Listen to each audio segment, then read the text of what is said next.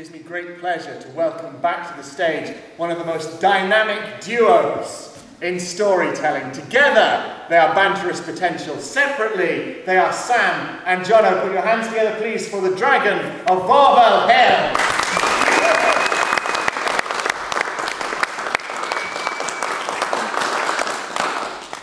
Now, this story takes place in Poland, specifically in the town of Krakow, and even more specifically, during the time of the city's founder, King Krak. Now, King Krak was as reasonable, wise, and generous a ruler as you could ever hope to have. But there were certain facts of medieval life not even he could avoid. Such as dragons. Now, we're not talking one of your little 2-foot common or garden critters here. We're talking one of those really old, massive ones. The one the size of a juggernaut, with, far like a blast furnace. And this dragon was causing mischief, plundering, pillaging, eating the livestock, and eating the villagers. And King Krak decided he'd had enough of this dragon. So he hatched a plan, and King Krak ordered out his Krak troops with their shining armour, and their shining swords, and their shining horses. Yes, and they marched to Wawell Hill to do battle with the dragon, and... The effect was similar to putting a chinchilla in a can of baked beans that was going in the microwave for 5 minutes. Rather messy.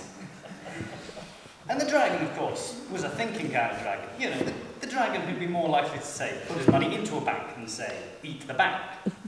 And he wanted to avoid further such unpleasantries with the town of Krakow. And so he came to King Krak with an ultimatum. King Krak, said the dragon in a voice that you could feel in the soles of your feet. I am here to deliver to you an ultimatum. Fair. We don't negotiate with dragons. And the dragon, Smock he was called, he eyed King Krak up and he eyed him down. But King Krak, I'm most certain that I'm the first dragon you have ever dealt with. And it was gradually dawning on Krak that his immediate future could merely be a few seconds, the length of time it took for the dragon to take a deep breath and turn him into a charcoal smear on the floor. My ultimatum is this, if you are willing to listen. All ears.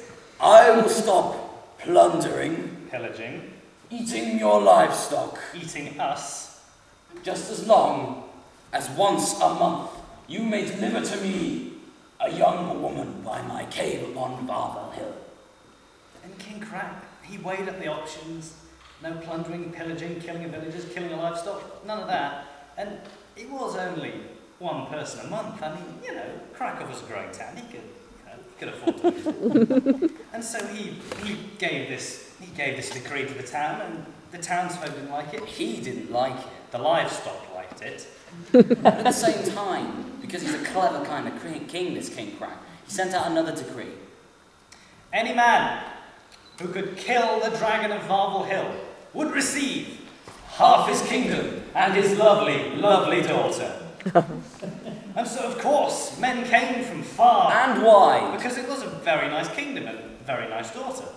And so they came with their shining armour and shining swords and shining horses. And they marched to Wawell Hill and... Well, in the same way as wrapping a turkey in tinfoil for your Christmas dinner will cook it faster, putting people in armour when they're near to a fire-breathing dragon cooks people faster. Rather messy event, yeah, we won't go into detail. And so, after time, the promise and the reward of half the kingdom and the lovely, lovely daughter became more like a death threat.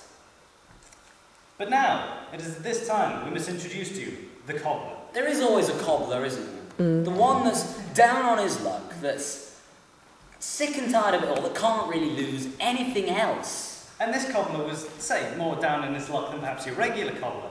He'd lost his sister. And his mother. He'd lost his business. And he'd lost his home, all to the blasted Dragon of Wawell Hill. So he came to King Krak, and he said, King Krak, I think I have a solution for this dragon problem of yours. And King Krak, he eyed this cobbler up, and he eyed him down, and he said, You, my lad, are you having a joke? That you are far too young, weak, and cobblery You cannot slay a dragon. No. All I need, I just need a few things. Well, of course you're going to need a few things, son. You're going to need a shining sword, some shining armour, and a shining... No. All I'm going to need a sheep and as much sulphur as you can get your hands on. Crack thought about this. Didn't really add up, but he had lots of sulphur and lots of sheep, seeing as the townsfolk were eating them. What's to lose? And hey, possibly it's all to gain. So he agreed, and off went the cobbler. Now the cobbler, what he did, he gutted that sheep, and he took out the giblets, the intestines, the meat, the gristle, etc. And what he did, he stuffed the skin and bones of that sheep with all the sulphur he could fit in, until it was nice and weighty. He sewed it up, and he set foot to Wawell Hill. He marched to the mouth of the dragon's cave, and said, "Smock? Smock the mighty?" And the dragon poked his head out. Oh my. Is King Crack seriously trying to pass you off as a woman? I know they have their problems down in Krakow, but God, he must be down on his luck if he's trying to pass you off as a woman. And I know you have your feminine side here, but you need to see a psychiatrist. No. Mate. I've brought you a present for you. A sort of a thank you gift for not plundering us. Pillaging you? For not eating our livestock. And not eating you. Well, I'll just leave it here for you so you can enjoy it at your leisure. So, goodbye, Smock. Smock the mighty. Exactly. And the cobbler dashed into cover. Now, the dragon, he was a curious and hungry dragon. And he sniffed the sheep, and the sheep smelled tangier than it ever did before. And curious, hungry, he ate it down in one. Now, this sheep was full of sulphur, and sulphur has much the same effect on dragons as, say, salt does on more or less anything else. He became incredibly thirsty, incredibly quickly. Unfortunately, running through Krakow is the river Vistula. And so the dragon Smock launched himself into the air, belching fire and smoke, saw the Vistula, nose dived in and landed with a splash, and he began to drink. And he drank, and he drank, and he drank, and he drank, and he drank, and he drank, and he drank, until he drunk in half of the whole river. Now, it's important to remember this point, that heat plus water equals steam, and steam expands. And Steam expands rather rapidly. And there is an awful lot of steam, there's an awful lot of fire inside a dragon, and there was an awful lot of water inside this particular dragon. And there is not an awful lot of space to expand into in a dragon. Well, let's just say the explosion was heard as far as Beijing. And as wide as Dorset. Yeah. The cobbler, he went back to King Crack, followed by the rain of dragon pieces. So, the sooty cobbler strode into King Crack's palace. King Crack! I solved that dragon problem for you. You, my lad, are you insisting that what is raining down upon us is dragon? You might want a tougher umbrella, sure enough. And are you trying to say that you managed to do that?